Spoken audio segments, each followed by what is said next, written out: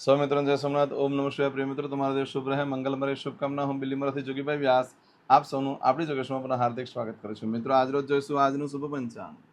આજે તારીખ છે 11/8/2025 ને સોમવાર. આજે ત્રીજો સોમવારની બધાને ઘણી ઘણી શુભકામના. શ્રાવણ વદ બીજ તિથિ છે. આજે પંચક પણ છે. આજે ભગવાન શંકરને ડાંગર ચડાવવા જોઈએ અને શ્રાવણ મહિનાના હિસાબે જે સોમવારે ધાન્ય ચડાવવાનું છે તે મગ ચડાવવા જોઈએ. આજે કર્ક રાશિવાળા માટે બહુ શ્રેષ્ઠ દિવસ છે. આજે કર્ક રાશિવાળાએ ભગવાન ઓમકારેશ્વરનું સ્મરણ કરી મહાદેવની ઉપાસના કરવી જોઈએ. આજે સફેદ વસ્ત્ર ભગવાનને ચડાવો. શેરડીના રસથી ભગવાનનો અભિષેક કરવો જોઈએ. આજે દૂધથી અભિષેક કરી શકો છો. માખણથી પણ ભગવાનની આજે પૂજા થઈ શકે છે. એકલો કાના માટે નથી, મહાદેવને પણ માખણ બહુ પ્રિય છે. જે ભગવાનને પ્રિય છે ને એ જ મહાદેવને પણ પ્રિય છે. એના ઈષ્ટ છે મહાદેવના નારાયણ. એટલે તમે માખણ પણ ભગવાનને અર્પણ કરી શકો છો. આજના દિવસે ભગવાનને સફેદ ફૂલથી પૂજા કરો. ગુલાબી ફૂલથી ભગવાનની પૂજા કરો. તમે પોતે પણ સફેદ વસ્ત્ર પહેરો. મહાદેવને પણ સફેદ વસ્ત્ર પહેરાવો. બહુ જ પ્રસન્ન થશે. ત્યાં બેસીને તમે ચંદ્રના સ્તોત્રનો પાઠ કરો. તે સિવાય લક્ષ્મી સ્તોત્રનો પણ પાઠ કરો, શ્રી સૂક્તનો. અને દરેક વ્યક્તિ આજે જો ઓમકારેશ્વર મહાદેવનું સ્મરણ કરી ભગવાનની ઉપાસના આરાધના કરે છે તો એને જ્ઞાનની પ્રાપ્તિ થતી હોય છે. દિવ્ય જ્ઞાન પ્રાપ્ત થાય છે. એટલે ઓમકારેશ્વર જ્યોતિર્લિંગની કથા જે છે એ પણ સાંભળો. એનાથી પણ શુભ ફળ પ્રાપ્ત થશે. આજે જોઈશું આજનું શુભ પંચાંગ. આજે જે બાળકનો જન્મ થાય છે એની તિથિ ગણાય છે બીજ. આ બીજ તિથિ આજે સવારે 10:35 પૂર્ણ થઈ જાય અને ત્યાર પછી જે બાળકનો જન્મ થાય એની ત્રીજ તિથિ ગણાશે. આજે જે બાળકનો જન્મ થાય છે નક્ષત્ર ગણાય છે સતતારકા. સતતારકા નક્ષત્ર આજે બપોરે 1:01 પૂર્ણ થઈ જાય છે અને ત્યાર પછી જે બાળકનો જન્મ થાય એનું પૂર્વ ભાદ્રપદ નક્ષત્ર ગણાશે. આજે જે બાળકનો જન્મ થાય છે એનો યોગ ગણાય છે અતિગંડ. અતિગંડ યોગ આજે રાત્રે 9:35 પૂર્ણ થઈ જાય ત્યાર પછી જે બાળકનો જન્મ થાય એનો શુક્રમાં યોગ ગણાશે. આજે જે બાળકનો જન્મ થાય છે એનું કરણ ગણાય છે ગર.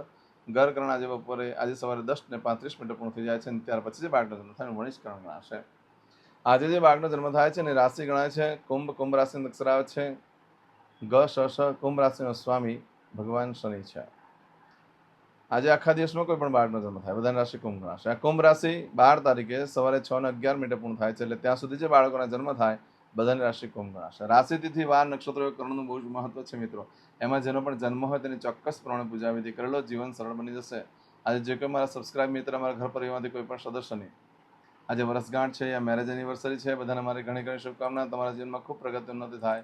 ભગવાન શંકર તમારી બધી મનોકામના પૂર્ણ કરી હું સોમનાથ દાદાને પ્રાર્થના કરું છું. મિત્રો, આજના દિવસે સવારમાં ઉઠી આજનું સુકન કરી લો. આખું વર્ષ તમારું સુંદર રીતે વ્યતીત થશે. આજે જે કોઈ મારા સબસ્ક્રાઇબ મિત્ર, મારા ઘર પરિવારમાંથી કોઈ પણ સદસ્ય આજે કોઈ જગ્યા પર નવો નોકરી ધંધો ચાલુ કરવા જઈ રહ્યા છે, આજેના દિવસે કોઈ યાત્રા પ્રવાસ માટે જરૂરી છે, આજે કોઈ રમત ગમતમાં ભાગ લેવા જઈ રહ્યું છે, આજના દિવસે કોઈનું ઓપરેશન હોય, કોઈને ડિલિવરી હોય, કોઈની સગાઈ હોય, કોઈ છઠ્ઠી પૂજા હોય, તે સિવાય કોઈ ધર્મક્ષેત્રની જાત્રા માટે આજે જઈ રહ્યું છે, બધાને મારી ઘણી ઘણી શુભકામના. તમારા કાર્યમાં દિવ્ય સફળતા પ્રાપ્ત થાય. ભગવાન શંકર તમારી બધી મનોકામના પૂર્ણ કરી હું સોમનાથ દાદાને પ્રાર્થના કરું છું. મિત્રો, આજના દિવસે સવારમાં ઉઠી પોતાનું નિત્ય કાર્ય કરીને જ્યારે ઘરેથી નીકળો છો ત્યારે આટલું શુકન કરીને નીકળો. શુકન કરીને જશો તો દિવ્ય સફળતા પ્રાપ્ત થશે તમારા કાર્યની અંદર. એમે આજે તમે કોઈ પણ કામ કરવા જતા હોય કે ન જતા હોય પણ ઘરેથી નીકળો છો તો સોમવાર છે તો માતાને વંદન કરીને નીકળો. માતા ન હોય તો માતા સમાન વ્યક્તિને વંદન કરી લો. ઘરમાં દેવસ્થાનમાં ભગવાનને વંદન કરીને નીકળવાનું કે પ્રભુ મારા કાર્યમાં મારી સાથે રહેજો. આજે પક્ષીને દાણા નાખવાથી શુભ લક્ષ્મીની પ્રાપ્તિ થાય છે. આજે ખાસ કરીને પક્ષીને દાણા નાખવા જોઈએ, તેનાથી લક્ષ્મીદેવી પ્રસન્ન થાય છે. આજના દિવસે તમે કોઈ પણ કાર્ય કરવા માંગો છો તેના માટે પણ એક ચોક્કસ શુભ સમય છે જે આપણે જોઈ લઈએ.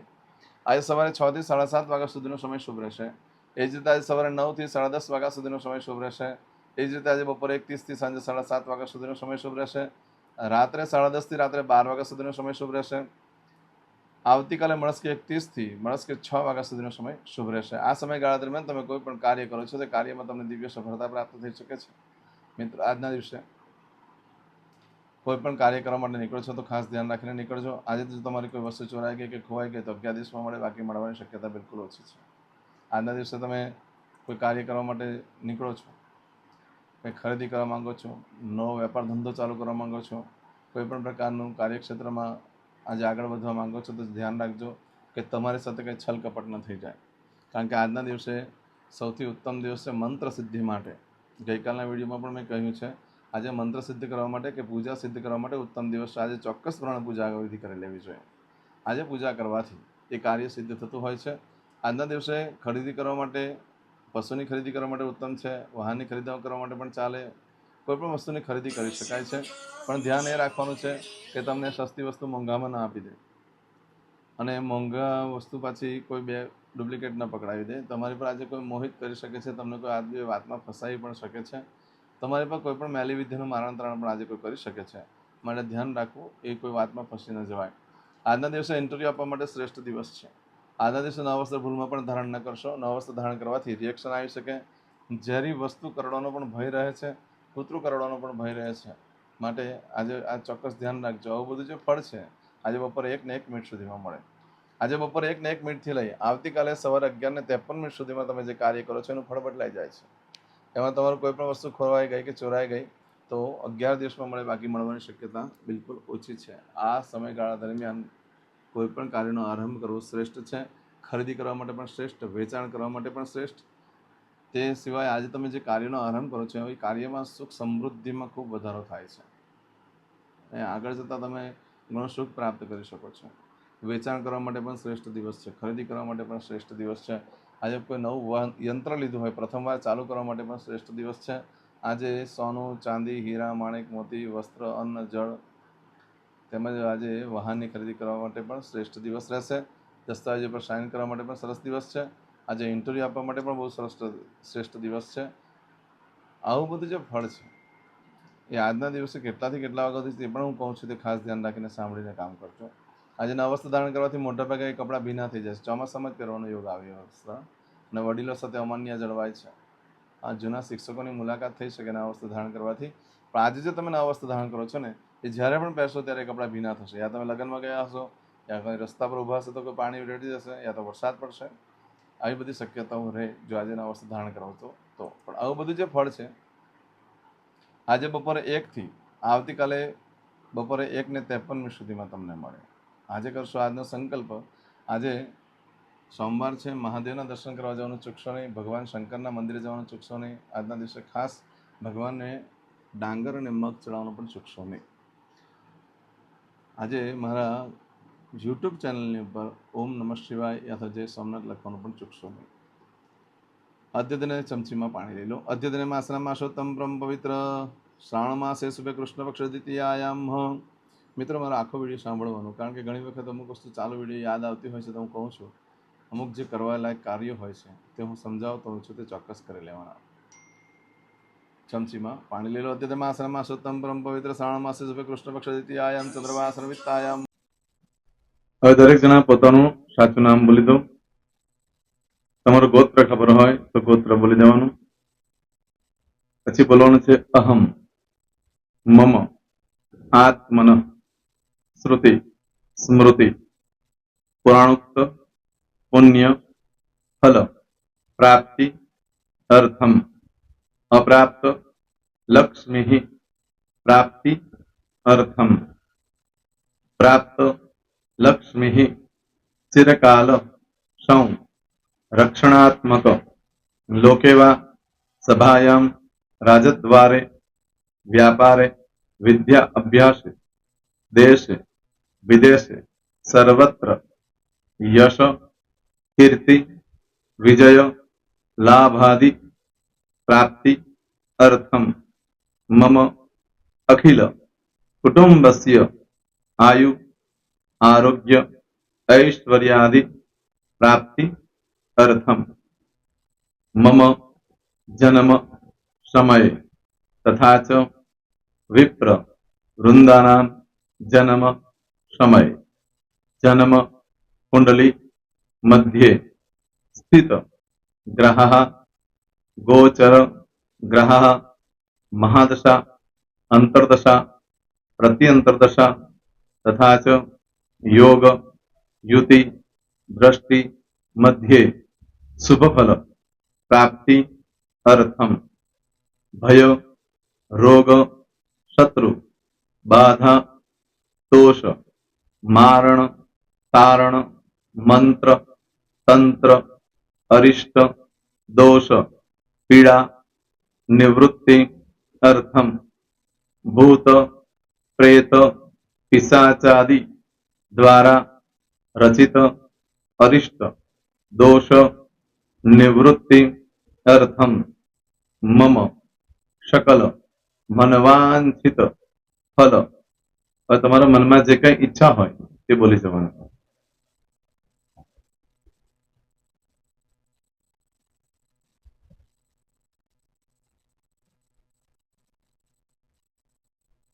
બોલવાનું અનુસાર્થ સકલ મનવાંછિત ફલ પ્રાપ્તિ અર્થમ. હવે જે બરકતની પૂજા વાળા છે એ લોકો તો આ બધું બોલવાનું જ હોય છે, એ લોકો માટે કોઈ સ્પેશિયલ નથી. પણ જે લોકોએ હવે જે કહું છું તે લોકોએ જ બોલવાનું, જેના લગ્ન થઈ ગયા હોય એ લોકોએ બોલવાનું છે. મમ દાંપત્ય જીવન મધ્યે સુખાકારી પ્રાપ્તિ અર્થમ પુત્ર પૌત્રાદિ સંતતિ પ્રાપ્તિ અર્થમ. આ સંતાન પ્રાપ્તિ વાળા માટે પણ આવી જાય છે એમાં.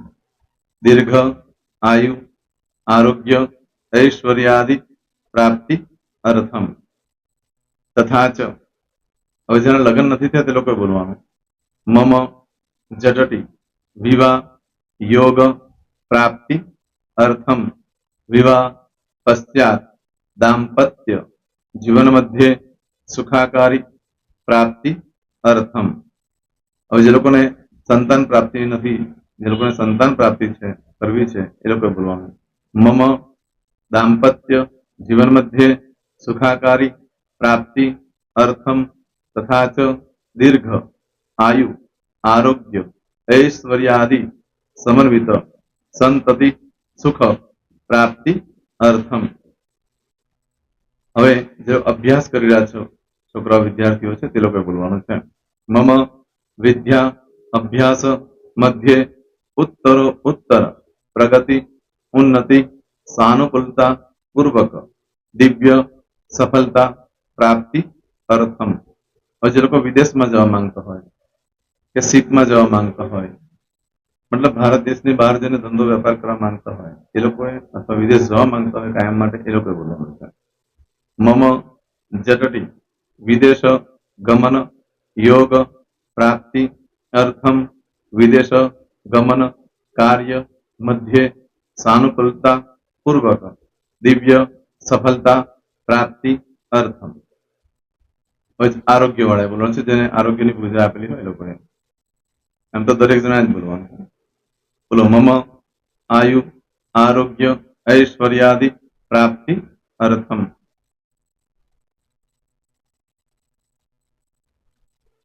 હવે દરેક જણા બોલવાનું.